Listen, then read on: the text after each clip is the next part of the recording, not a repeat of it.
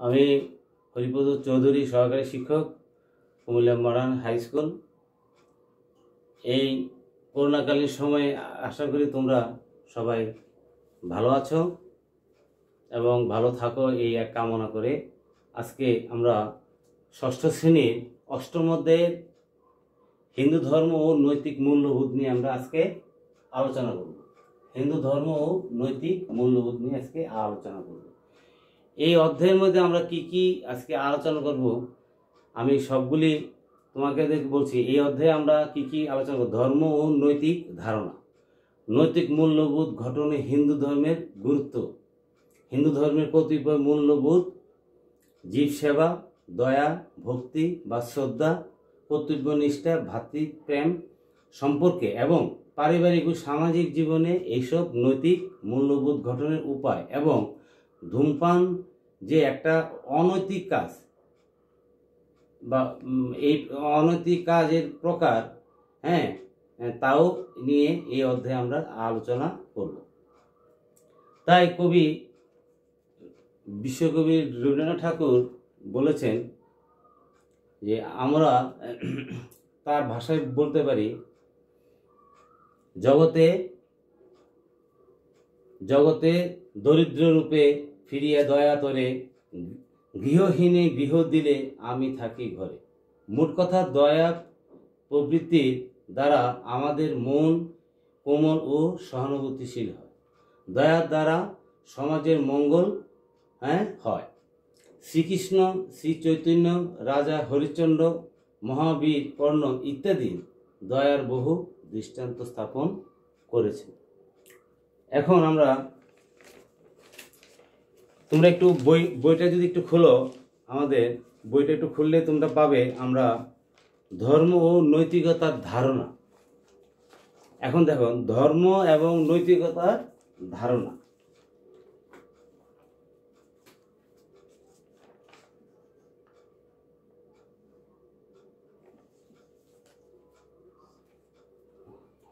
Part 1, ধর্ম ও নৈতিকতার ধারণা।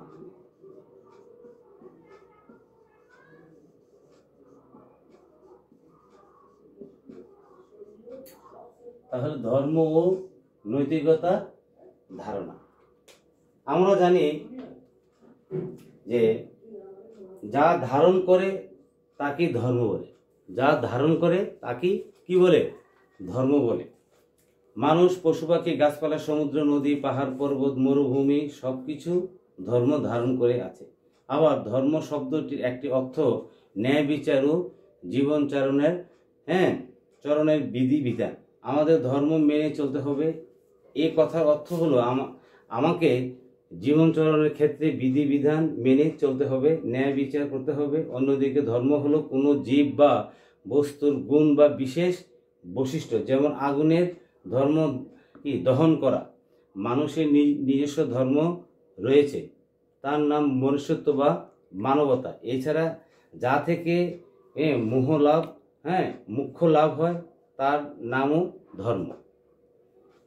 সুতরাং বলা যায় যে বিশেষ গুণ যা আমাদের ধারণ করে তার অনুশীলন এবং দ্বারা জীবনের কল্যাণ হয় এবং নিজের মুখ্য লাভ হয়, তার নামে ধর্ম। তাহলে আমরা এই যে ধর্মের যে একটা ধারণা আমরা পেলাম, হোয়াট ইজ রিলিজন? ধর্মটা কি? ধর্মটা হলো আমাদেরকে যার একটা দিক, পথ চলার একটা দিক নির্দেশনা। দেখো, আমরা এখন নৈতিকতা বলতে আমরা কি বুঝি? এবং নৈতিকতা নিয়ে আমরা আলোচনা করব। আমাদের প্রত্যেক ধর্মেই তার একটা নিয়ম, তার অনুসরণ আছে। আমাদের হিন্দু ধর্মের আমাদের সেই নিয়ম অনুযায়ী আমাদের যেই নিয়মগুলি মেনে চলা, কি করা না করা ইত্যাদি আমাদের এই ধর্মগ্রন্থগুলির মধ্যে আছে। এখন আমরা একটা জিনিস নিয়ে আলোচনা করব, নৈতিকতা। তাহলে এটার মধ্যে দেখো, তাহলে আমরা কি আছে?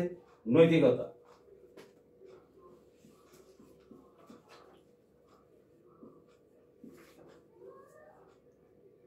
নৈতিকতা। এখন দেখো, যে কাজ করলে মঙ্গল হয়, কারো কোনো ক্ষতি হয় না, সেই কাজ হচ্ছে ভালো কাজ। যেমন আমার কি যোগাসন করি, এতে আমাদের শরীর ও মনের উপকার হয়। আমাদের মঙ্গল হয়, কিন্তু অন্য কারোর ক্ষতি হয় না। এটা ভালো কাজ। যোগাসন প্রত্যেকটা আমাদের হিন্দু শাস্ত্রের মতে আমাদের যোগাসন করা উচিত। আবার আবার অন্যের সঙ্গে সম্প্রীতির সম্পর্ক স্থাপন করলাম, সম্প্রীতির ভাব বজায় রেখে সমাজে চললাম, ভালো কাজ। অন্যদিকে মিথ্যা কথা বললে চরিত্র নষ্ট হয়, পাপ হয়, এতে অন্যের অমঙ্গল হয়। সুতরাং মিথ্যা কথা বলা মন্দ কাজ এবং মহাপাপ। আমরা এটা কি করব না। কোনটা ভালো কাজ আর কোনটা মন্দ কাজ তা বিচার করার জ্ঞানকে বলে আমরা কি নীতি। আর নৈতিকতা বলতে বোঝায় ভালো কাজ ও মন্দ কাজের পার্থক্য বুঝে ভালো কাজ করার এবং মন্দ কাজ না করার মানসিকতা। নৈতিকতা একটি চারিত্রিক গুণ। আমরা এই নৈতিকতার মধ্যে অনেকগুলি দিক আমাদের এখানে বিশ্লেষণ করে। একটা মানুষেরও একটা নৈতিকতা থাকা উচিত। সেই জন্য এই ধর্মেরই অংশ হিসেবে এই নৈতিকতা এই অধ্যায়ের মধ্যে আমরা আলোচনা করলাম। এখন আমরা একটু পরের ইয়েতে চলে যাই, নৈতিক মূল্যবোধ। এরপর আমরা কি নৈতিক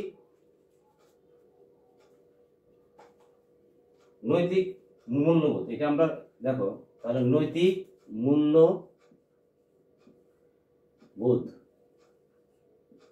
এখন দেখো নৈতিক মূল্যবোধ ও গঠনে হিন্দু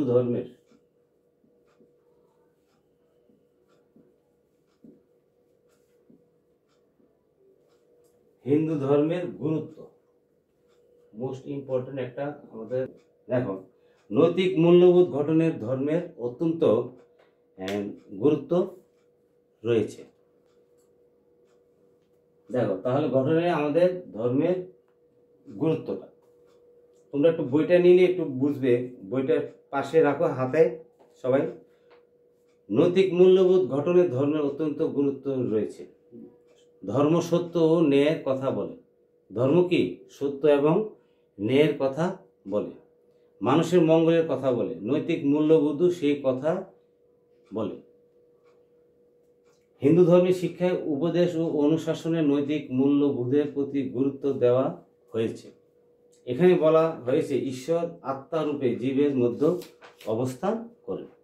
আত্মারূপে জীবের মধ্যে কি? আত্মারূপে অবস্থান করেন। তাই জীবের সেবা করলে ঈশ্বরের সেবা করা হয়। তাই কি বলছে আমাদের ধর্মে, যে জীবের সেবা করলে ঈশ্বরকে সেই সেবা করা হলো। জীব কষ্ট দিলে ঈশ্বরকে কষ্ট দেওয়া হয়। এই জীব সেবা হিন্দু ধর্মের অঙ্গ। হিন্দু ধর্মের শিক্ষা আবার জীব সেবা একটি নৈতিক গুণ, একটি নৈতিক মূল্যবোধ। অহিংসা, চুরি না করা, সংযমী হওয়া, সুচিন্তা বা দেহ মনের পবিত্রতা এবং সৎ পথে থাকা ধর্মের এই 5টি লক্ষণের মধ্য দিয়ে সুস্পষ্টভাবে নৈতিক মূল্যবোধের প্রকাশ ঘটেছে। তাহলে কি? অহিংসা একটা, চুরি না করা 2 নম্বর, 3 নম্বর সংযমী হওয়া, 4 নম্বর সুচিতা বা দেহ মনের পবিত্রতা এবং 5 নম্বর সৎ পথে থাকা। ধর্মের এই 5টি লক্ষণের মধ্য দিয়ে সুস্পষ্টভাবে নৈতিক মূল্যবোধের প্রকাশ ঘটেছে। হিন্দু ধর্মতত্ত্বের নৈতিক মূল্যবোধ অর্জনের সহায়ক রামায়ণ, মহাভারত, পুরাণ প্রভৃতি ধর্মগ্রন্থে প্রদত্ত ধর্মীয় উপাখ্যান সমূহ নৈতিক মূল্যবোধ জাগ্রত করার উদাহরণ রূপে ব্যবহৃত হয়েছে। হিন্দু ধর্মের উপদেশের অনুশাসন মেনে চললে এবং ধর্মীয় ও উপাখ্যান সমূহের দৃষ্টান্ত থেকে শিক্ষা নিয়ে জীবনে প্রয়োগ করলে জীবন হবে ধর্মীয় চেতনায় দীপ্ত এবং নৈতিক শিক্ষায় উজ্জ্বল। আর সে উজ্জ্বলতায় সমাজে হবে উদ্ভাসিত। আমরা এই নৈতিক মূল্যবোধের একটু আলোচনা করব। এবার আমরা চলে যাই জীব সেবা।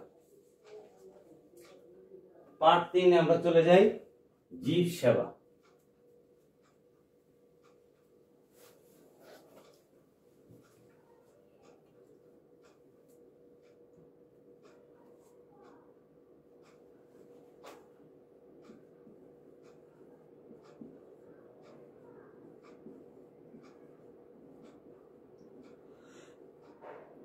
জীব সেবা।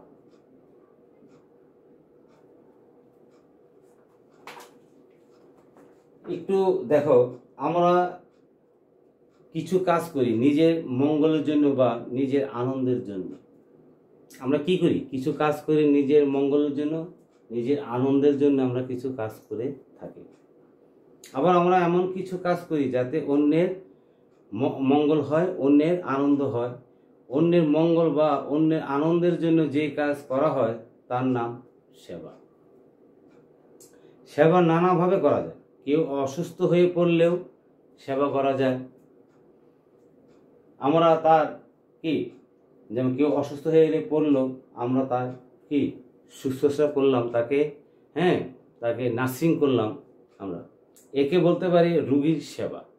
একটা মানুষ মুমূর্ষু অবস্থায় তাকে তুমি তাকে সেবা দিলে, তাকে অসুস্থ হয়ে গেল তার পাশে গিয়ে তুমি দাঁড়ালে, এটা হলো তুমি রোগী সেবা করলে। বাড়িতে অতিথি আসলে তার যত্ন করলাম, একে বলা হয় অতিথি সেবা।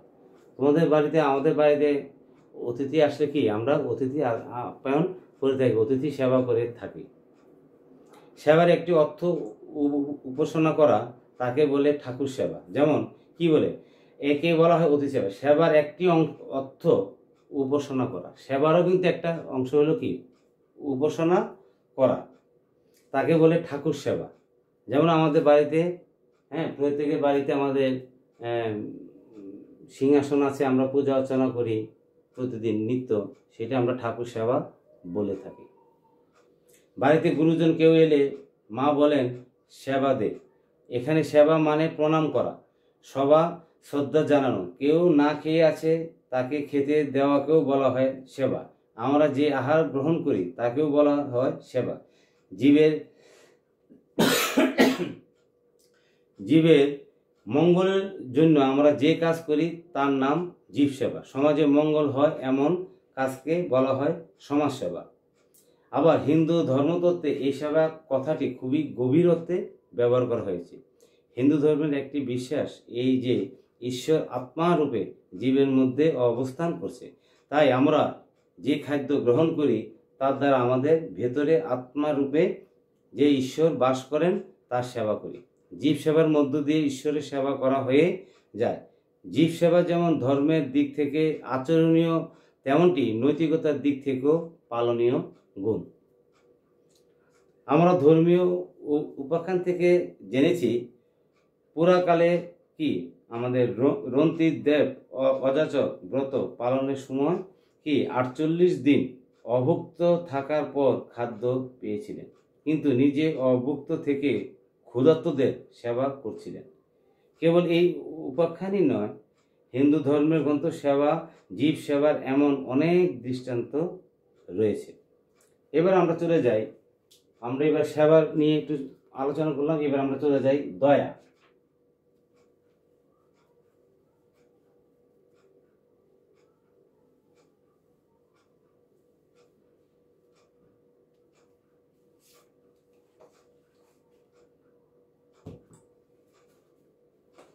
পাঠ 4 দয়া। তাহলে দেখো, কারো কষ্ট দেখলে মন কাঁদে, তার কষ্ট দূর করে দিতে ইচ্ছা হয়, মনের এই ভাবকে বলা হয় দয়া। কারো যদি কোন দেখো আমরা কষ্ট দেখি, তখন আমাদের প্রাণ মনটা কাঁদে, তার এই কষ্ট দূর করে দিতে ইচ্ছে হয়, মনের এই ভাবকে বলা হয় কি দয়া। দয়া একটি নৈতিক গুণ। দয়া কি? দয়া হলো একটা নৈতিক গুণ।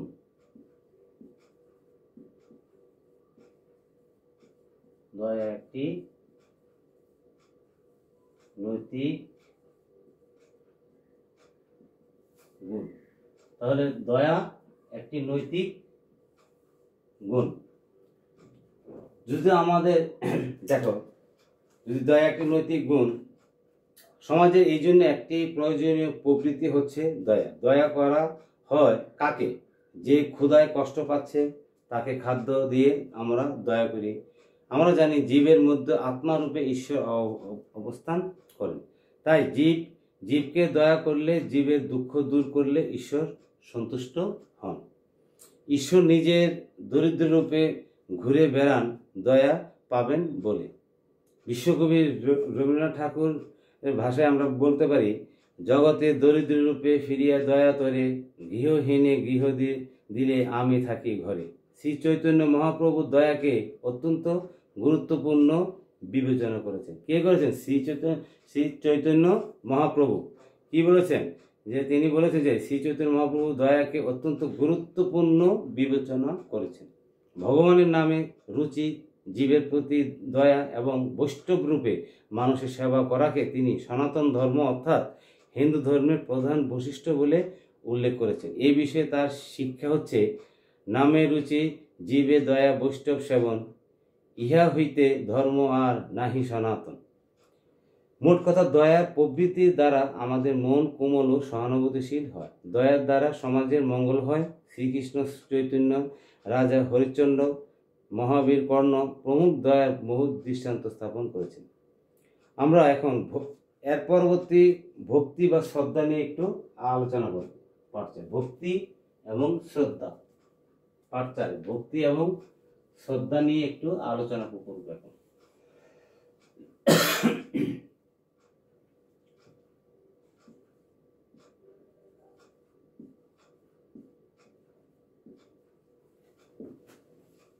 ভক্তি এবং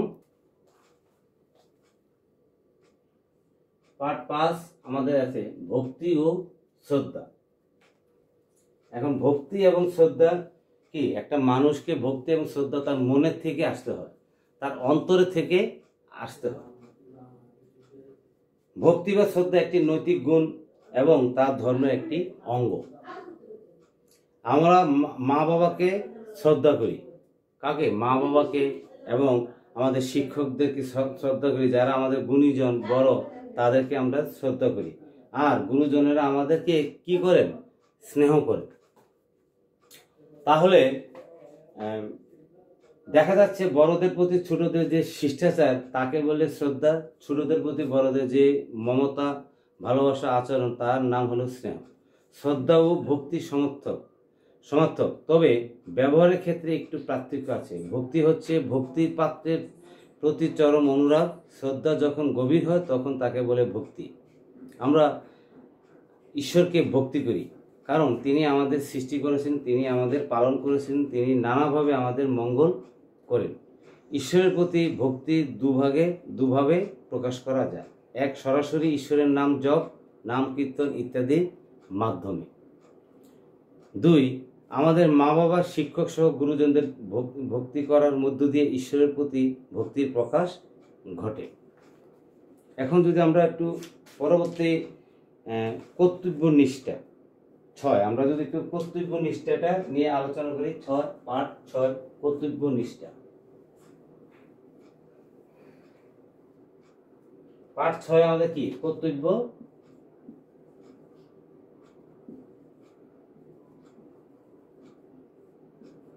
নিষ্ঠা। তাহলে দেখো, যদি আমরা কর্তব্য নিষ্ঠা কি, আমরা আমাদের পরিবারে ও সমাজে নানা রকমের কাজ করি। আমাদের মধ্যে যারা শিক্ষার্থী, তাদের কাজ কি? এর উত্তর হবে ভালো করে লেখাপড়া করা এবং জ্ঞান অর্জন করা। যারা চাকরি করেন, তাদের নিজের কাজ যত্নের সঙ্গে করতে হয়। সমাজে মানুষের কি নির্দিষ্ট কর্তব্য পালন করতে হয়। সেই কর্তব্য পালনে কেউ অবহেলা করলে গোটা সমাজেই ক্ষতি হয়। কর্তব্য এমন এক দায়িত্ব যে আমি আমার শিক্ষকতা পেশাগত দায়িত্ব আমরা কি করি, যে যখন আমরা ক্লাসটা নেব আমার নিষ্ঠার সহিত, আচরণের সহিত এবং সততার সহিত আমি পূর্ণ ক্লাসটা আমরা করব। তাহলে কি এটা আমার নিষ্ঠা এবং দায়িত্ব এবং কর্তব্য। ট্রেন আসার আগে ঠিক সময় কি রেল লাইন ভেদ করে যাওয়া সড়ক দুটি দুপাশ থেকে প্রতিবন্ধক দণ্ড ফেলে বন্ধ করে দেয়। যখন ট্রেন আসবে বলে তখন স্টেশন দেখবে যে দুপাশ থেকে তোমার যাতে মানে ছোট গাড়ি টাড়ি ক্রস না হইতে পারে, পারাপার না হইতে পারে, তখন কি করে একটা লম্বা একটা তোমার দুই দিকে দুইটা আমাদের লোহার বড় একটা দণ্ড ফেলে দেয়। এই জন্য দায়িত্বপ্রাপ্ত কর্মচারী এখানে থাকেন। ওখানে কি করে, তার একটা আমাদের ট্রেন আসতেছে, তার আসার আগেই তাদের দায়িত্বপ্রাপ্ত একজন লোক নির্ধারণ করা থাকে। তার কাজটা হলো উনি ট্রেন আসার আগেই, তিনি সিগন্যাল দেওয়ার আগেই উনি সেই দণ্ডগুলি ফেলে দিবেন, যাতে ট্রেনটা সচরাচর সুন্দর মতন চলাচল করতে পারে, যাতে কোনো অ্যাক্সিডেন্ট না হয়। তিনি ট্রেন আসার ঠিক আগে প্রতিবন্ধক ফেলে সড়ক বন্ধ করলেন না, তাহলে কি হবে? সড়ক দিয়ে গাড়ি চলতে থাকবে, লোকজন চলতে থাকবে, ট্রেনও এসে পড়বে। তাতে ঘটবে কি? তাতে কি ঘটবে? তাতে ট্রেন চাপা পড়ে একটা দুর্ঘটনা ঘটবে, তার দায়িত্ব অবহেলার কারণে। এ কথা জীবন ও সমাজের সকল ক্ষেত্রে কিন্তু প্রযোজ্য। সুতরাং আমরা কর্তব্য নিষ্ঠার আদর্শ অনুসরণ করে চলব। এর দ্বারা আমাদের প্রত্যেকের ব্যক্তি জীবন সুন্দর হবে এবং সমাজে থাকবে শৃঙ্খলা ও শান্তি, জীবন ও সমাজ হবে আনন্দময়। এখন আমরা শিক্ষার্থী বন্ধুরা, আমরা এখন এই পার্টে যা আলোচনা করলাম, এখন আমরা ঠিক সেম আমাদের পাঠ্য বইয়ের যে সৃজনশীল আছে, তোমরা একটু ভালো করে সৃজনশীলটা একটু পড়বে।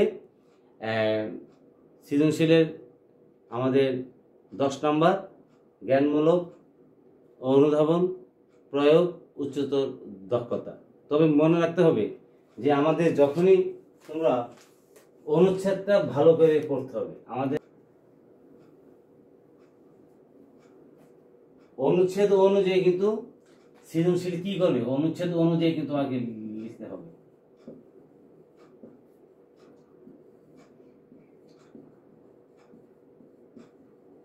অনুচ্ছেদ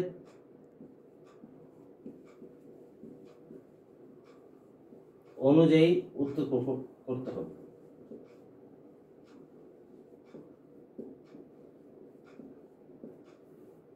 এখন আমরা সৃজনশীলের পরে কিন্তু আমাদের আরো 30 নম্বরের আমাদের এমসিকিউ, মানে আমাদের বহু নির্বাচনী প্রশ্ন আছে 30 নম্বরে। সেই 30 নম্বরের প্রশ্নটা কেমন হবে, কিভাবে উত্তর, তোমরা নিশ্চয়ই অনেকেই জেনে থাকবে, তাও আমি একটু আলোচনা করছি।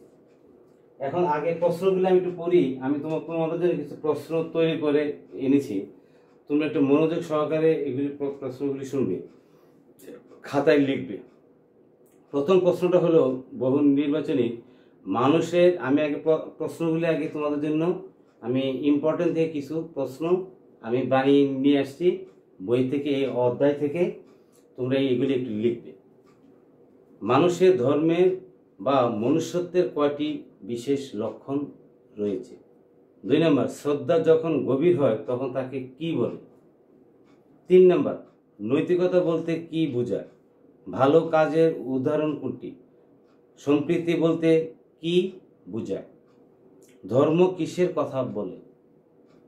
7 নম্বর, অতিথির যত্ন নেওয়াকে কি বলে? 8 নম্বর, ভরত মাথায় করে কি নিয়ে ফিরে এলেন? 9 নম্বর, ভাতৃপ্রেম কি ধরনের?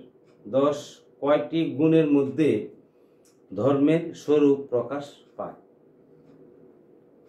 এখন আমি তোমাদের একটা সিম্পল, ধরো 1 নম্বর, আমি একটা প্রশ্নের তোমাকে আমি লেখার ধরনটা আমি দেখাচ্ছি।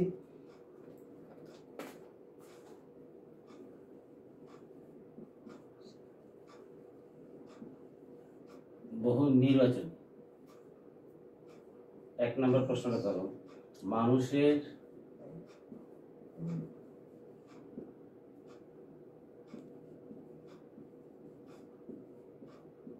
মানুষের ধর্মের বা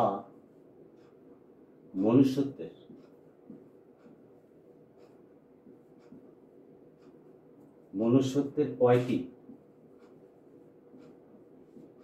কয়টি লক্ষণ রয়েছে?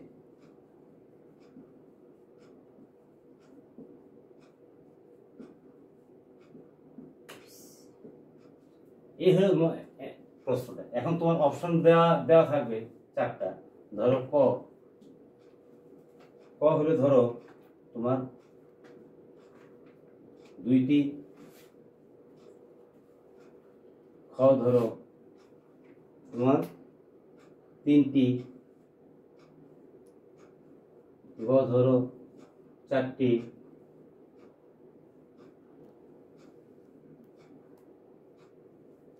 ঘ ধরো 5টি। এখন তোমার তাহলে আমরা সঠিক উত্তর হবে কোনটা? তাহলে আমরা যেটা সঠিক উত্তর হবে সেটাই আমরা কি করব, কালো কালি দিয়ে কলম দিয়ে আমরা বৃত্তটা ভরাট করব। তাহলে কোনটা কি আমরা এখান থেকে আমরা উত্তরটা কোনটা বুঝতে, আমরা যেহেতু আমাদের পাঠ্য বইয়ে আমরা পুরোটা মানে অধ্যায়, অষ্টম অধ্যায় আমরা হিন্দু ধর্ম ও নৈতিক মূল্যবোধ আমরা পুরোটা আলোচনা করলাম। এই পুরোটা ভালো করে পড়লে কিন্তু তুমি এই এমসিকিউ, এই বহু নির্বাচনী প্রশ্নগুলো তুমি পারবে। তাহলে এখানে তোমার 4টা অপশন দেওয়া আছে, তাহলে আমার সঠিক উত্তরটা হবে কোনটা? সঠিক উত্তরটা হবে এই ঘ। তাহলে এই ঘটাকে তুমি কি করবে, বৃত্তটা এইভাবে কালো কালি দিয়ে তুমি ভরাট করে দিবে। জাস্ট আমি একটা উদাহরণ দিয়ে তোমাকে এটা আমি দেখালাম। পরবর্তী আরেকটা প্রশ্ন আমি তোমাকে দেখাই, তুমি সেটা একটু দেখো। আমি আরেকটা প্রশ্নের আলোকে লিখে আমি তোমাদেরকে বলছি।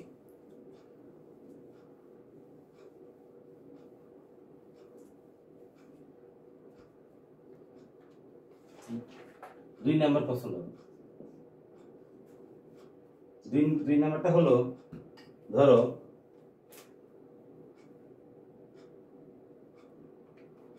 শ্রদ্ধা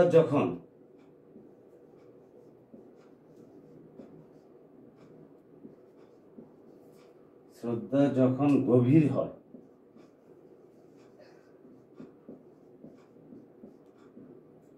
হয়, তখন তাকে কি বলে?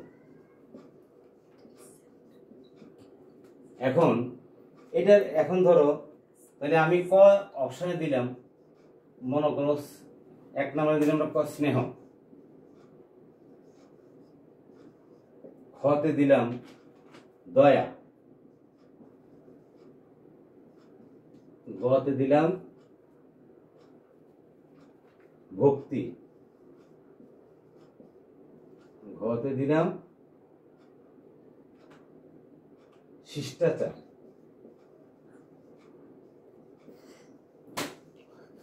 এখন দেখো তাহলে সঠিক উত্তর আমরা কোনটা হবে? ক অপশন আছে স্নেহ, খতে আছে দয়া, গতে আছে ভক্তি, ঘতে আছে শিষ্টাচার। তাহলে কোনটা হবে? আমরা পাঠ্য বইয়ের আলোকে কিন্তু আমরা উত্তরটা এখানেই পেয়ে গেলাম। তাহলে আমাদের উত্তরটা হবে, আমাদের কোনটা হবে? ভক্তি। ভক্তিটা আমরা বৃত্তটা ভরাট করব, এইভাবে কালো বল পেন দিয়ে আমরা এটাকে বৃত্তটা ভরাট করব। এইভাবে আমাদের এমসিকিউ প্রশ্নগুলি আমাদের মানে আমাদের পাঠ্য বইয়ের আলোকে পুরো পাঠটা, অধ্যায়টা ভালো করে পড়বে, তখন তোমরা উত্তরগুলি দিতে পারবে।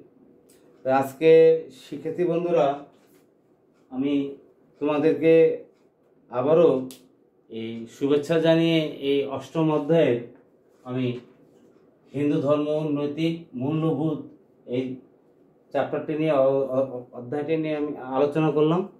তোমরা নিশ্চয়ই সবাই বুঝতে পেরেছো, এবং পাঠ্য বইটা ভালো করে মেইন বইটা তোমরা একটু পড়বে, পড়লেই তোমরা সেই উত্তরগুলি পেয়ে যাবে। আমাদের এই পাঠ্য বইটার পুরো অধ্যায়টা ভালো করে পড়লে তোমরা সব উত্তর পেয়ে যাবে, কোনো কষ্ট হবে না। আশা করি তোমরা ভালো থাকবে, তোমাদের ঈশ্বর তোমাদেরকে মঙ্গল করুক, আমার জন্য আশীর্বাদ করবে, আমিও তোমাদের জন্য আশীর্বাদ করি। তোমরা ভালো থেকো। ধন্যবাদ সবাইকে। আজকের ক্লাস এখানেই সমাপ্তি।